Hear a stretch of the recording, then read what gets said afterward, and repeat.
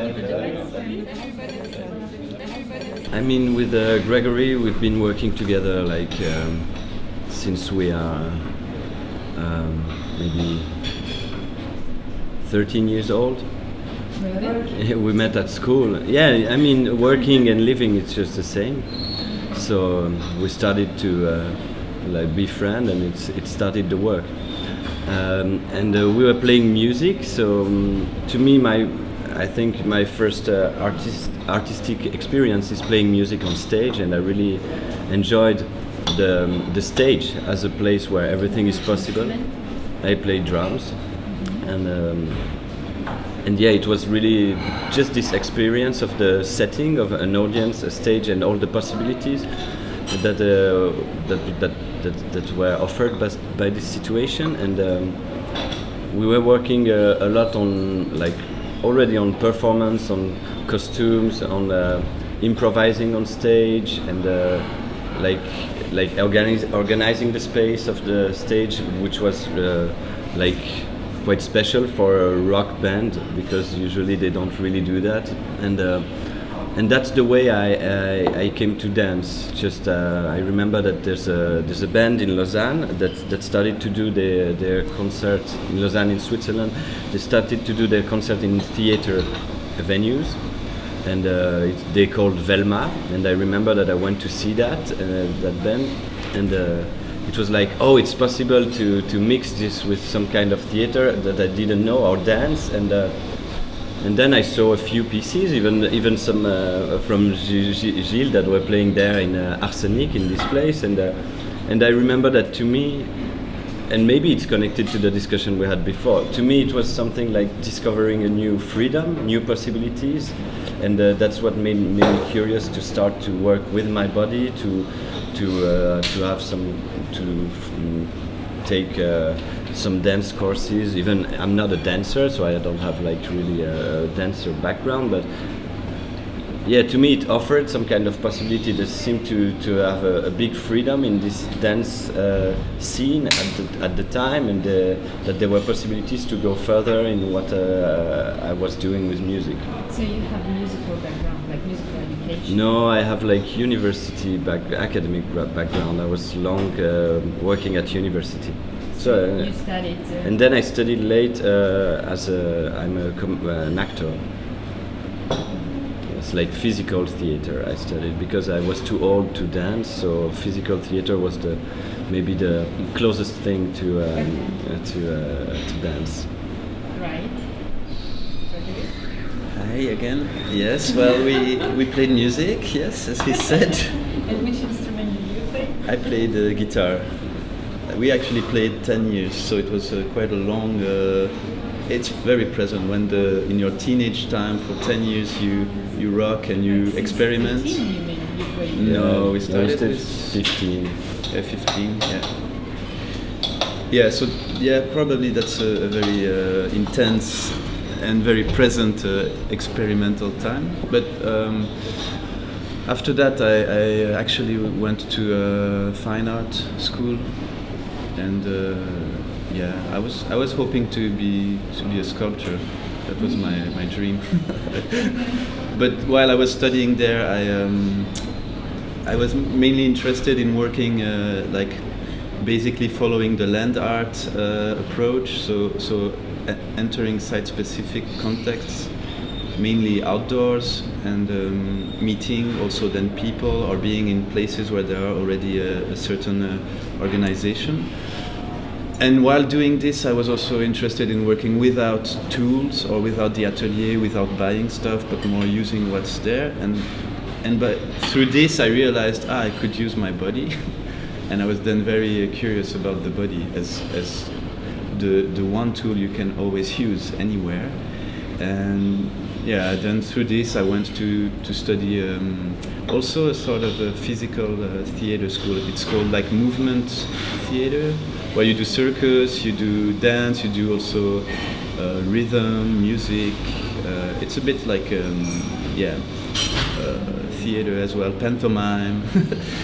Yeah, and through this I learned slowly to see stage work, live art, works, because before that I was mostly into museum galleries and shows like this.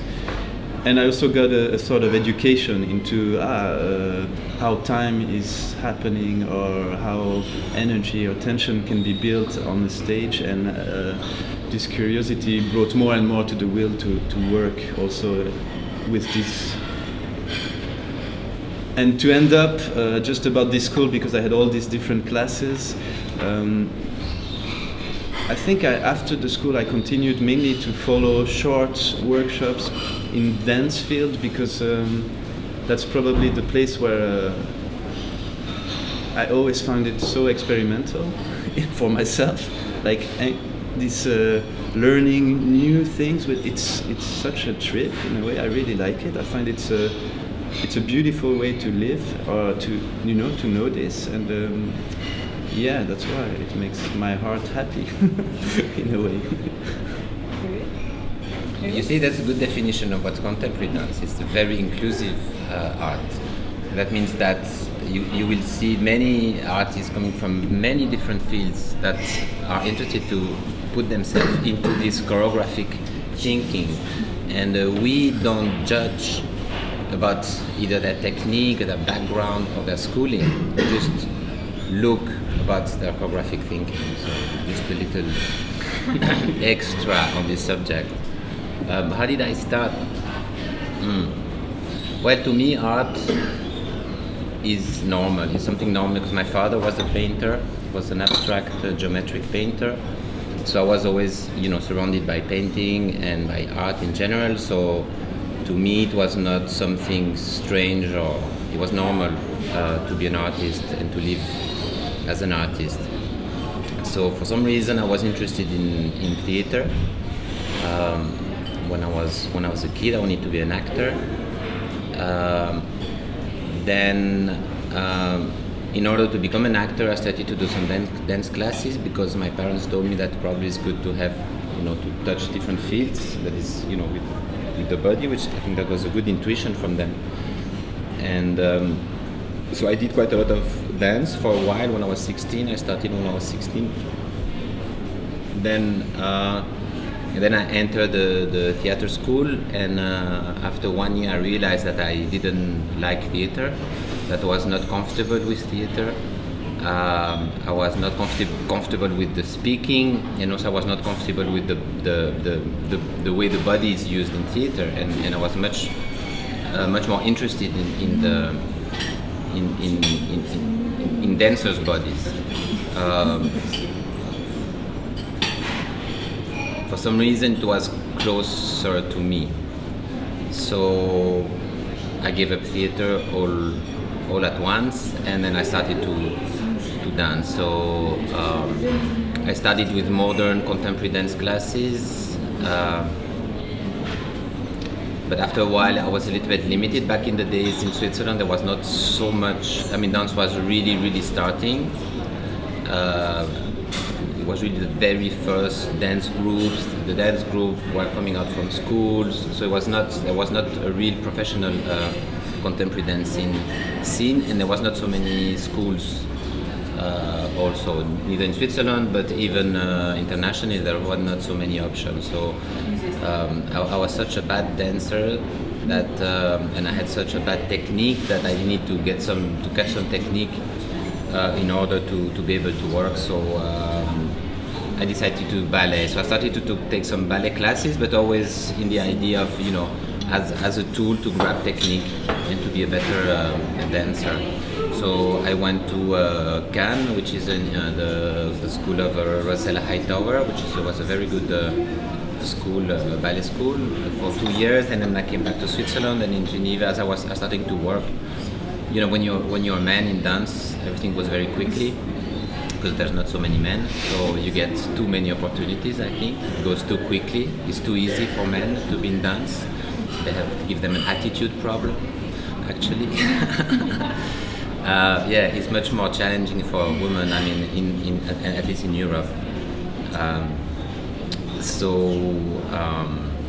Then I did 2 years with Beatrice Consuelo, which is a school, also ballet school in Geneva, and also I started to work with Philippe Serre, for instance. I did my first professional piece that I think he performed in St. Petersburg. Last year, he did.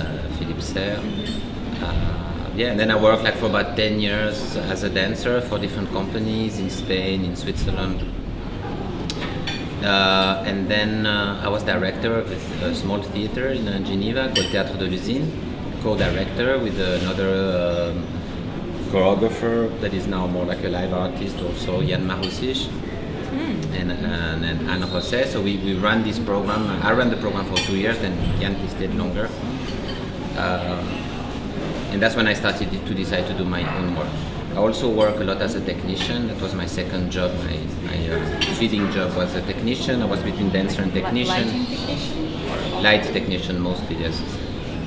But and I was always interested in anything that has to do with theater. So I always say that, you know, if you have to sweep the floor, it's better to sweep the floor of the theater than a supermarket. So I was always trying to be, you know, doing any kind of job in the theater, and I think I did almost every job in the theater.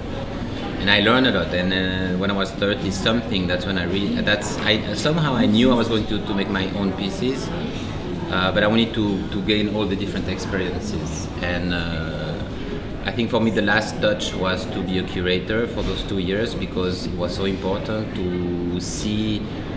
meet the artists, to choose the artists, to learn how to defend their work toward the audience and the press and the professionals and the more classic programs, to tell them that the artists that we invite, they might look like really strange now, but in 10 years they will be the big names, which actually was the case. It was true. We knew what we were talking about, even though we were still young. So this, to me, was really important as to be able to run afterward the company, because I was on the other side. I knew what was to organize. I can understand better the problem of the organization. I can understand the technical problems. So that made me really flexible and self and autonomous. That means I can kind of manage like about every field. I could do everything actually. And I don't, because I need to give work to other people and I don't have time to do everything. But I co-signed the light design in the piece I presented here.